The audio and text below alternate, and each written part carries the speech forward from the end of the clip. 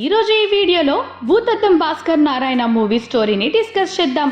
Movie స్టార్టింగ్లో కొన్ని news papers చూస్తాం. ఆ న్యూస్ పేపర్స్లో ఒక న్యూస్ వస్తుంది. అదేంటంటే ఒక సీరియల్ కిల్లర్ 2000వ సంవత్సరం నుంచి ఇప్పటి వరకు అమ్మాయిలని చంపుతూ వస్తున్నాడు. ఆ అమ్మాయిల్ని చంపే స్టైల్ కూడా చాలా డిఫరెంట్గా ఉంది. బాడీ నుంచి హెడ్ వేరు చేసి బాడీని మాత్రం ఫారెస్ట్లో పడేస్తాడు. అలాగే బాడీ దగ్గర ఒక విచిత్రమైన మాస్క్ ఉంటుంది. అలాగే ఆ సీరియల్ కిల్లర్ 16 మంది అమ్మాయిల్ని చంపాడు. ఈ విధంగా ముందుగా కర్ణాటకలో ఒక హత్య జరిగింది. అక్కడి నుంచి ఇప్పుడు తెలంగాణలో ఎవరు ఈ హత్యలు చేస్తున్నారు అని ఎటువంటి క్లూ దొరకలేదు. ఇప్పటి వరకు ఒక్క తల కూడా దొరకలేదు అని న్యూస్ పేపర్లో రాసుంటుంది. తర్వాత సీన్లో ఒక సీరియల్ కిల్లర్ ఎవరో ఒక అమ్మాయిని కిడ్నాప్ చేసి ఒక ప్లేస్కి తీసుకొని వచ్చి ఆ అమ్మాయి ఫేస్కి డిఫరెంట్ మేకప్ వేసి నోట్లో ఒక చిన్న శివలింగాన్ని పెట్టి ఆ అమ్మాయిని నరికేస్తాడు. ఆ తర్వాత సీన్లో జాన్ ఒక అబ్బాయిని తీసుకొని భాస్కర్ ఆఫీస్ కోసం వెతుకుతూ ఉంటారు. అయితే ఆఫీస్కి వచ్చిన తర్వాత అక్కడ భాస్కర్ ఉండడు. భాస్కర్ అసిస్టెంట్ అయినటువంటి ప్రసాద్ ఆఫీస్లో ఉంటాడు. ప్రసాద్ జాన్ని అడుగుతాడు కేసు ఏంటి అని. జాన్ అప్పుడు 1,20,000 విలువ గల ఫోన్ని పోగొట్టుకొని ఉంటాడు. కానీ ఏది ఏమైనా జాన్కి తన ఫోన్ తిరిగి కావాలి అని చెప్తాడు. వెంటనే 2 లక్షల డబ్బు ఇచ్చి నాకు ఫాస్ట్గా ఫోన్ కావాలి అని చెప్తాడు. అదే సమయంలో జాన్తో పాటు వచ్చిన ఆ అబ్బాయి నేను భాస్కర్కి చాలా పెద్ద ఫ్యాన్ అని చెప్తాడు. నేను భాస్కర్లా డిటెక్టివ్ అవ్వాలి అనుకుంటున్నా అని చెప్తాడు. అయితే అక్కడి నుంచి స్టోరీ 14 సంవత్సరాల వెనక్కి వెళ్తుంది. భాస్కర్ తన అన్న అమ్మ నాన్నతో కలిసి హ్యాపీగా ఉంటాడు. భాస్కర్ వాళ్ళ అన్న ఇంజనీరింగ్ చదువుతూ ఉంటాడు. చిన్నప్పటి నుంచి కూడా భాస్కర్ తన ఇంటి పక్కనే ఉండే లక్ష్మి అనే అమ్మాయిని ప్రేమిస్తుంటాడు. లక్ష్మికి ఒక పెద్ద అక్క ఉంది. లక్ష్మి వాళ్ళ అక్క పేరు శ్రావణి. అయితే లక్ష్మికి చిన్నప్పటి నుంచి భాస్కర్ అంటే ఇష్టం లేదు. ఆ తర్వాత ఒకరోజు భాస్కర్ అన్న ఒక ముస్లిం అమ్మాయిని ప్రేమిస్తున్నాడనే విషయం అందరికీ తెలుస్తుంది. ఆ ముస్లిం అమ్మాయి ఫాదర్ ఒక పోలీస్ ఆఫీసర్. ఆ ముస్లిం అమ్మాయి ఫాదర్ భాస్కర్ అన్నను జైల్లో పెట్టిస్తాను అని బెదిరిస్తాడు. అప్పుడు భాస్కర్ అన్న మాత్రం నువ్వేం చేస్తావో చేసుకో, నేను మాత్రం నీ కూతుర్ని తీసుకొని పారిపోతాను అని చెప్తాడు.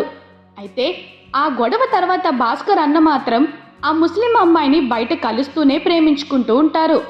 ఆ విషయం వాళ్ళ ఫాదర్కి తెలుస్తుంది. వెంటనే ఆ అమ్మాయిని ఇంట్లోనే లాక్ చేస్తాడు. ఆ విషయం తెలిసిన భాస్కర్ అన్నకి చాలా కోపం వచ్చి ఆ ముస్లిం అమ్మాయి ఇంటి దగ్గరికి వెళ్ళి ఆ అమ్మాయిని తీసుకొని వెళ్ళిపోవాలని ప్లాన్ చేసుకుంటాడు. అయితే ఇంట్లోకి వెళ్ళి చూస్తే అమ్మాయి ఫ్యామిలీ మొత్తం చనిపోయి ఉంటుంది.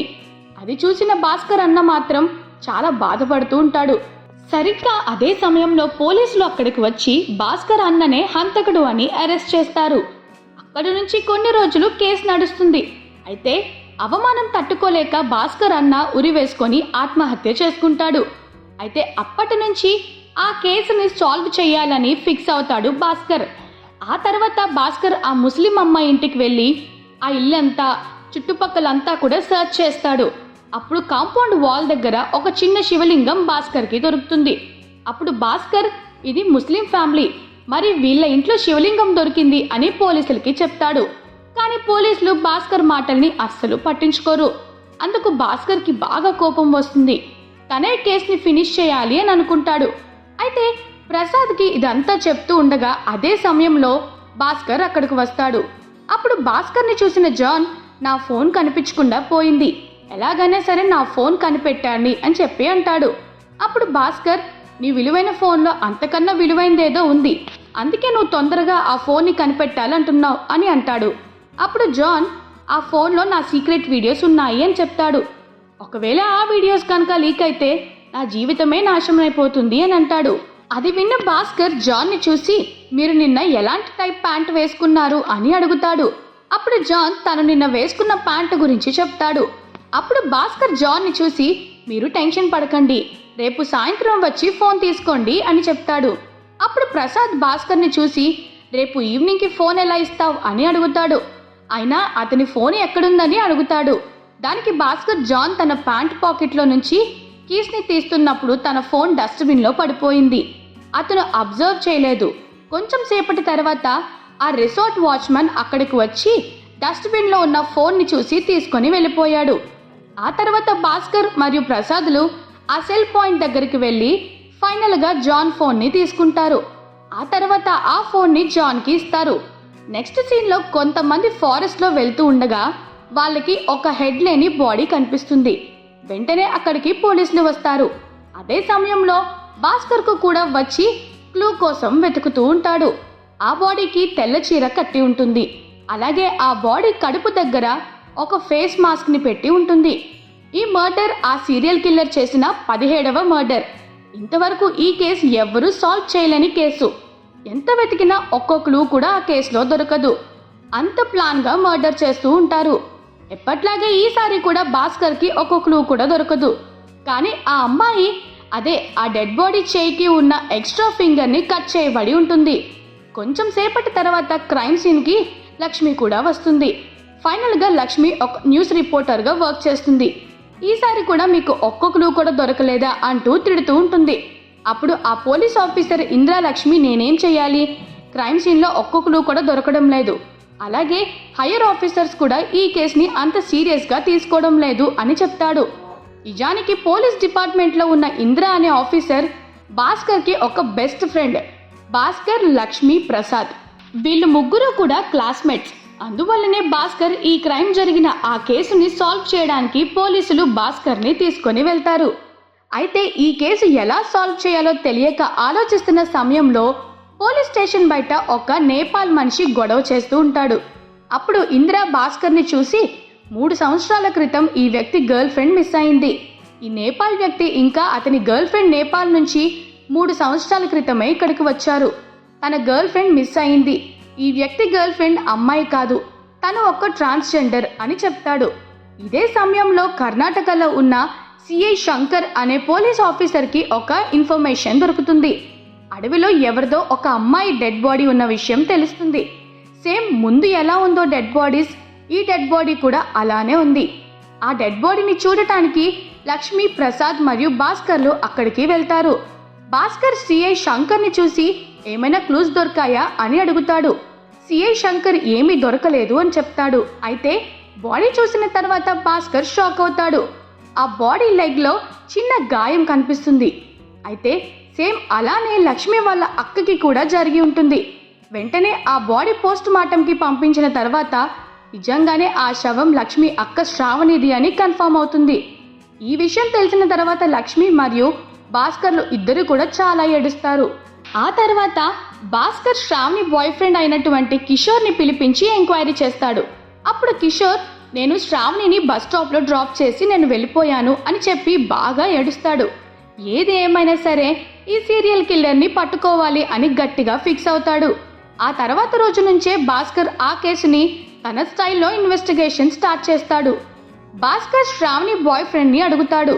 శ్రావణి ఫ్రెండ్స్ భాస్కర్ని చూసి శ్రావణి 2 రోజుల నుంచి మాతో మాట్లాడట్లేదు అని చెప్తారు. ఆ తర్వాత భాస్కర్ బస్ స్టాప్ దగ్గరికి వెళ్ళి సీసీటీవీ ఫుటేజ్ని చెక్ చేస్తాడు. ఆ రోజు కిషోర్ శ్రావణిని బస్ స్టాప్లో డ్రాప్ చేశాడు అని తెలుస్తుంది. కానీ శ్రావణి బస్ స్టాప్లోకి వెళ్ళలేదు అని కూడా తెలుస్తుంది. అయితే భాస్కర్ ఇలా ఇన్వెస్టిగేషన్ చేస్తున్న సమయంలో భాస్కర్ని చంపాలని ట్రై చేస్తారు. కానీ భాస్కర్ తప్పించుకుంటాడు. కేవలం చేతికి చిన్న గాయం అవుతుంది.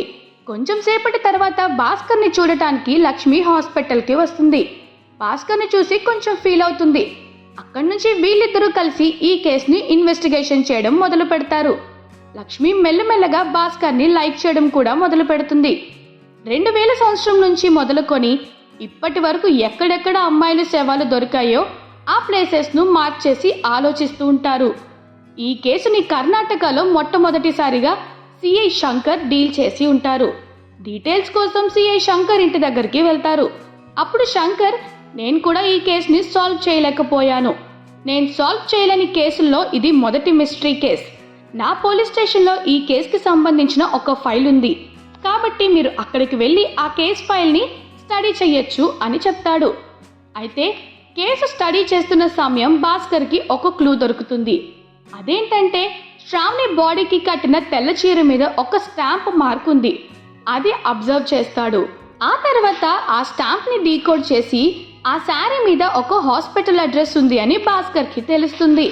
డాక్టర్ పేరు లాస్ట్లో ESHతో ఎండ్ అవుతుంది. ఆ అడ్రస్ హైదరాబాద్లోని ఒక హాస్పిటల్ అని కనిపెడతారు.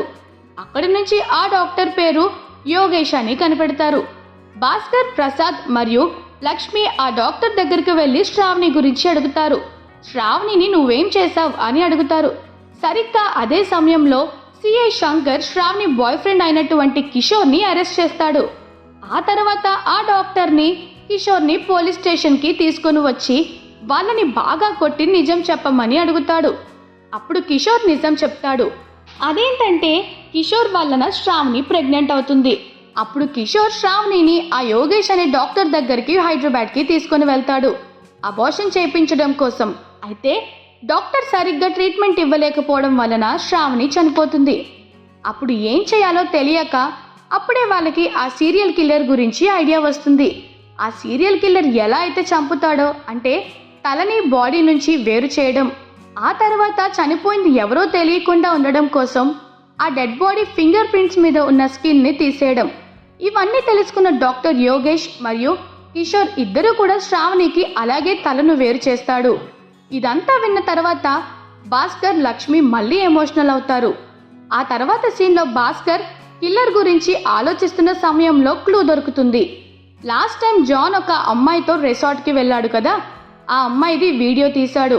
ఆ అమ్మాయి చేతికి కూడా ఒక ఎక్స్ట్రా ఫింగర్ అయి ఉంటుంది అని గెస్ చేస్తాడు. దాన్ని కిల్లర్ కట్ చేసి ఉంటాడు.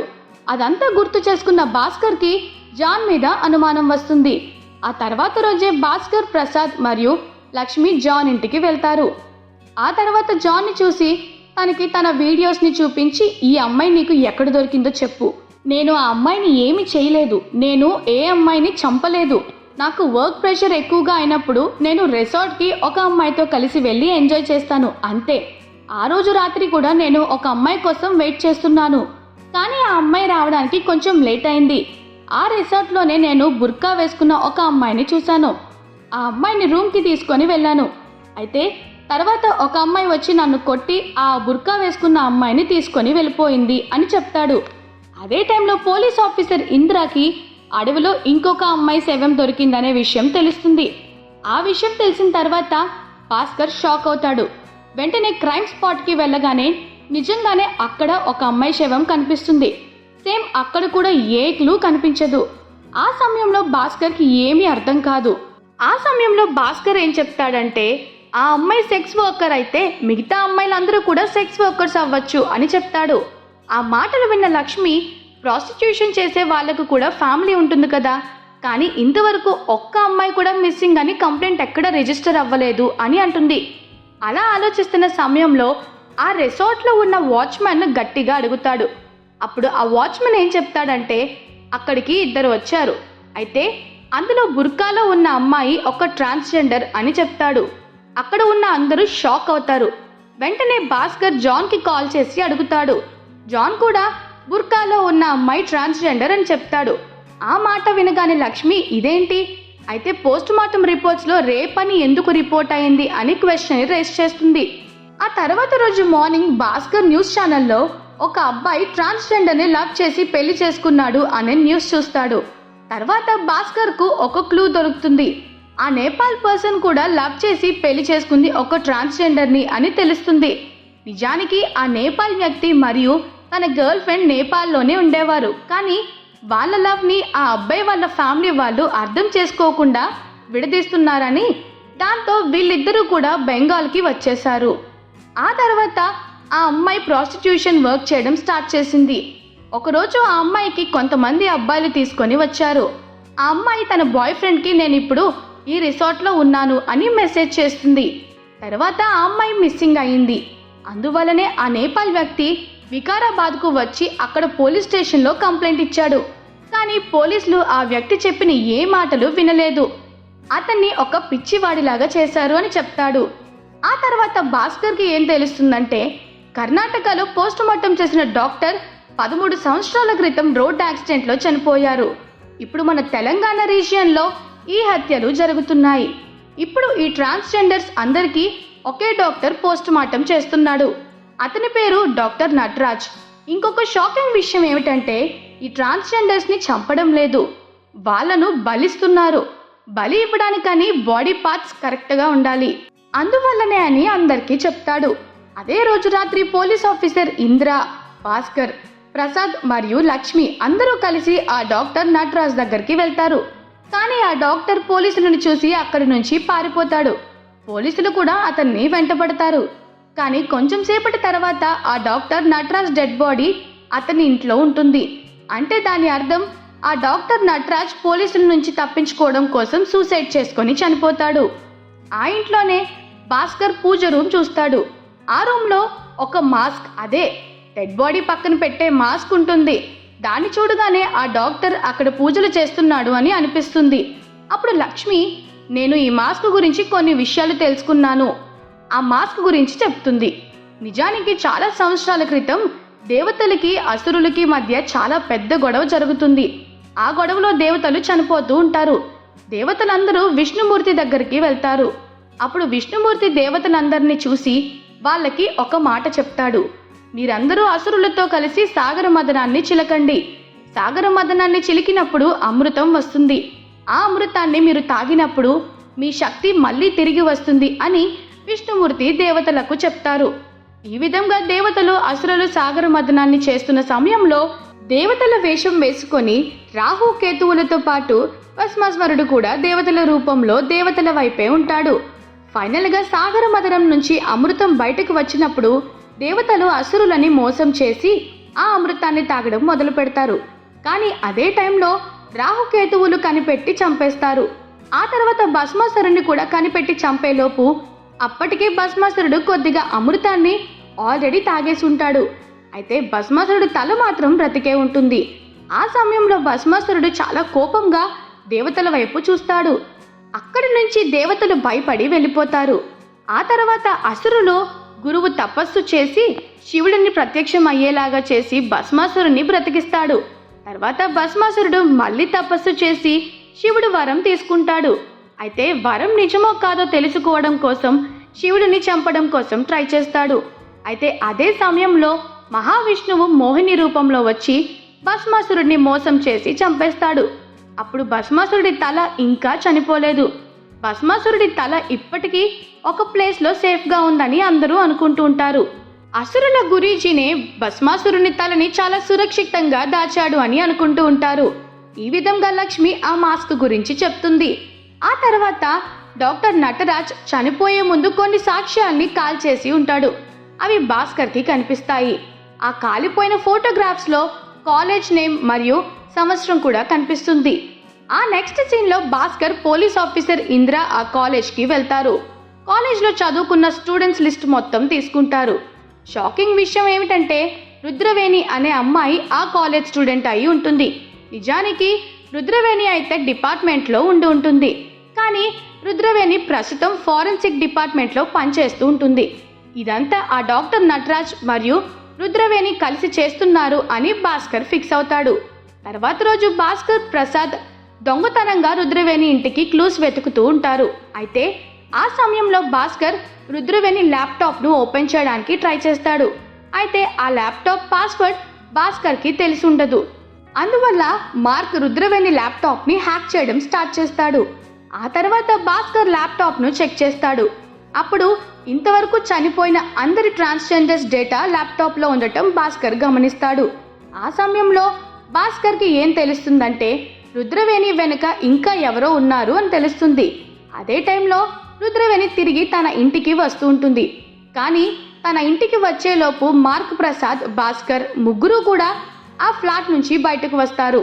అదే సమయంలో రుద్రవేణికి వాళ్ళ బాస్ కాల్ చేసి నీకేం చేయాలో తెలుసు కదా అని చెప్తాడు. అయితే రుద్రవేణి ల్యాప్టాప్ చూసిన ఈమెయిల్ ఐడి ఎవరిదో భాస్కర్కి తెలుస్తుంది. ఆ ఈమెయిల్ ఐడి లింగేశ్వర్ అడ్రస్ పైన ఉంటుంది. లింగేశ్వర్ ఫ్లాట్ కూడా రుద్రవేణి ఫ్లాట్ పక్కనే ఉంటుంది అని తెలుస్తుంది. ఆ తర్వాత భాస్కర్ ఆ అపార్ట్మెంట్ ప్రెసిడెంట్ని ధనం లింగేశ్వర్ గురించి అడుగుతాడు. అప్పుడు ఆ అపార్ట్మెంట్ ప్రెసిడెంట్, సార్, ఈ రుద్రవేణి మరియు ధనం లింగేశ్వర్ ఒకేసారి మా ఫ్లాట్స్కి వచ్చారు. లింగేశ్వర్ ముంబైలో ఏదో బిజినెస్ చేస్తున్నాడని విన్నాను. అప్పుడప్పుడు రుద్రవేణిని కలవటానికి వస్తూ ఉంటాడు.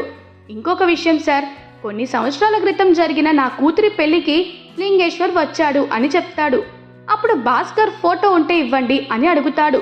అదే సమయంలో రుద్రవేణి ఇంట్లో ఇంకొక సీక్రెట్ రూమ్ కనిపిస్తుంది. ఆ రూమ్లో ఏదో పూజలు చేస్తున్నట్లు ఉంటుంది. అక్కడే భస్మాస్మర మాస్క్, అలాగే శివలింగం, అలాగే గోడ మీద స్వస్తిక్ సింబల్లో 4 పక్కల 18 అని రాసి ఉంటారు. అలాగే మోహిని వధ అని రాసి ఉంటుంది. దాని కింద ఒక అమ్మాయి ఫోటో కూడా ఉంటుంది. ఆ అమ్మాయి ఎవరో కాదు, సిఐ శంకర్ కూతురు అయి ఉంటుంది. అప్పుడు భాస్కర్ దీని అర్థం చేసుకుంటాడు. 18 అంటే దాని అర్థం హిందూ న్యూమరాలజీ ప్రకారం 9 అని అర్థం. అంటే 9వ నెలలో 9వ తేదీ 9 గంటలకు వీళ్ళు ఆ అమ్మాయిని బలి ఇవ్వబోతున్నారు అని అనుకుంటాడు. అదే సమయంలో ఆ అపార్ట్మెంట్ ప్రెసిడెంట్ భాస్కర్ వద్దకు లింగేశ్వర్ ఫోటోని తీసుకొని వచ్చి చూపిస్తాడు. ఆ ఫోటోని చూసిన భాస్కర్ షాక్ అవుతాడు. ఆ ఫోటోలో ఉండే లింగేశ్వర్ ఎవరో కాదు, భాస్కర్ ఊర్లో ఉండే మెకానిక్ భాష. అయితే అదే టైంలో లక్ష్మి ఆ నేపాల్ వ్యక్తి దగ్గరకు వచ్చి నీ గర్ల్ ఫ్రెండ్ చనిపోయింది అని నిజం చెప్తుంది. అదే టైంలో ఆ లింగేశ్వర్ నేపాలీ వ్యక్తి దగ్గరకు వచ్చి అతన్ని చంపేస్తాడు. ఆ తర్వాత లక్ష్మిని కిడ్నాప్ చేస్తాడు. కొంచెం సేపటి తర్వాత భాస్కర్, పోలీసులు ఆ భాషా షాప్ దగ్గరికి వెళ్తారు. పోలీసులు భాషాని పట్టుకోవడానికి ట్రై చేస్తున్న సమయంలో భాష పోలీసును కొట్టి పారిపోతూ ఉండగా భాస్కర్ భాషను పట్టుకోవడానికి ట్రై చేస్తాడు. కానీ భాస్కర్ని బాగా కొడతాడు. అప్పుడు భాస్కర్ ఏం చెప్తాడంటే, గత 14 సంవత్సరాల నుంచి నేను నిన్ను వెతుకుతూ ఉన్నాను, ఇప్పుడు దొరికావు నువ్వు అని అంటాడు. అయితే 14 సంవత్సరాల క్రితం ఆ ముస్లిం ఫ్యామిలీని చంపింది భాషానే. 14 సంవత్సరాల క్రితం రుద్రవేణిని తీసుకొని వెళ్తూ ఉన్నప్పుడు ఒక పోలీస్ ఆఫీసర్ ఆపి పోలీస్ కార్ని రిపేర్ చేయమని చెప్తాడు. అయితే ఆ సమయంలో రుద్రవేణి మెడలో ఉన్న శివలింగం చూస్తాడు పోలీస్. తర్వాత పోలీస్ భాషా మెకానిక్ షాప్కి వెళ్ళి అక్కడ చాలా చిన్న శివలింగాలు ఉంటాయి. అక్కడ భస్మాస్మర మాస్క్ కూడా ఉంటాయి. భాషా గురించి నిజాన్ని ఆ పోలీస్ ఆఫీసర్ తెలుసుకున్నందుకు లింగేశ్వర్ ఆ పోలీస్ ఆఫీసర్ ఇంటికి వచ్చి వాళ్ళ ఫ్యామిలీ మొత్తాన్ని చంపేస్తాడు. ఇప్పుడు స్టోరీ ప్రెజెంట్కి వస్తుంది. లింగేశ్వర్ భాస్కర్ని చూసి మీ అన్ననే వచ్చి ఇరుక్కున్నాడు, ఇందులో నేనేమి చేయలేదు, అలాగే మేము ఒక పెద్ద యజ్ఞాన్ని చేస్తున్నాము, మా ఈ యజ్ఞాన్ని ఎవ్వరూ ఆపలేరు, ఆల్రెడీ మేము సిఐ శంకర్ కూతుర్ని కిడ్నాప్ చేసేసాం, ఆమెదే ఆఖరి బలి అని చెప్తూ ఆ లింగేశ్వర్ తనని తాను చంపుకుంటాడు. అయితే తర్వాత సీన్లో భాస్కర్కి ఒక పాత బుక్ కనిపిస్తుంది. భాస్కర్ ఆ బుక్ని చదవడం మొదలు పెడతాడు. రెండోసారి విష్ణుమూర్తి భస్మాసురుని వధించినప్పుడు అసుర గురూజీ మళ్ళీ శివుడికి పూజించి భస్మాసురుని మళ్ళీ బ్రతికించమని ప్రార్థిస్తూ ఉంటాడు. అప్పుడు భస్మాసురుని బ్రతికించాలి అంటే 18 మంది ట్రాన్స్జెండర్స్ని బలి ఇవ్వాలి అని ఉంటుంది. ముందుగా ఆ ట్రాన్స్జెండర్స్ని పడుకోబెట్టి ఒక చిన్న శివలింగాన్ని వాళ్ళ నోట్లో పెట్టి వాళ్ళని వధించాలి. ఆ తర్వాత వాళ్ళ శవాన్ని ఒక్కొక్క ప్లేస్లో పాతి పెడతారు. ప్రతిసారి ప్రతి శవం దగ్గర భస్మాసర మాస్క్ని పెట్టాలి, అది కూడా శుద్ధతో తయారు చేసింది పెట్టాలి. ఈ విధంగా భస్మాసురుణ్ణి అలా అసురులు ఇలా చేసిన ప్రతిసారి కూడా దేవతలు వాళ్ళని అడ్డుకుంటూ ఉంటారు. రుద్రవేణి, డాక్టర్ నటరాజ్, అలాగే లింగేశ్వర్లు ఉన్నారు కదా, వీళ్ళందరూ కూడా అసురుల వంశానికి చెందిన వాళ్ళే. తర్వాత సీన్లో సిఐ శంకర్ కూతుర్ని బలి ఇవ్వడానికి రెడీ అవుతూ ఉంటాడు. అయితే ఇప్పుడు ఒక ట్విస్ట్ రివీల్ అవుతుంది. ఆ పెద్ద అసురుడు ఎవరో కాదు, సిఐ శంకరే. సిఐ శంకర్ అమ్మాయి బలి ఇవ్వడానికి రెడీ అవుతున్న సమయంలో భాస్కర్ వచ్చి అడ్డుపడతాడు. అయితే ఇక్కడ మీకో విషయం చెప్పాలి. అదేంటంటే నిజానికి శంకర్ దగ్గర కూతురు ఉంటుంది కదా, ఆ అమ్మాయి సిఐ శంకర్ కూతురు కాదు. ఆ అమ్మాయి శంకర్ దత్తత తీసుకొని ఉంటాడు. ఆ అమ్మాయి నిజానికి అమ్మాయి కాదు, ఒక ట్రాన్స్జెండర్ అని దత్తత తీసుకొని ఉంటాడు. ఈ విషయం తెలిసిన భాస్కర్ ఆ అమ్మాయిని కాపాడాలని అనుకుంటాడు. కానీ సిఐ శంకర్ భాస్కర్ని బాగా కొడతాడు. అయితే భాస్కర్ తెలివిగా దెబ్బ కొడతాడు.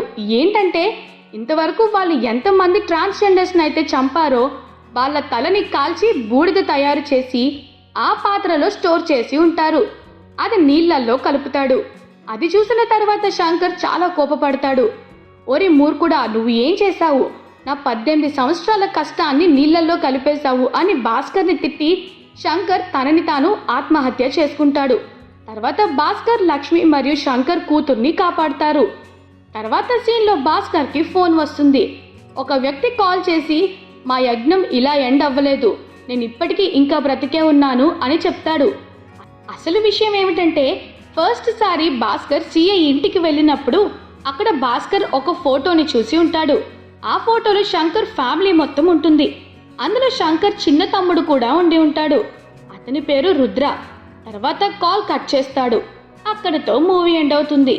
సో చూసారు కదా ఫ్రెండ్స్, ఈ వీడియో మీకు నచ్చినట్లయితే మా ఛానల్ని సబ్స్క్రైబ్ చేసుకోండి.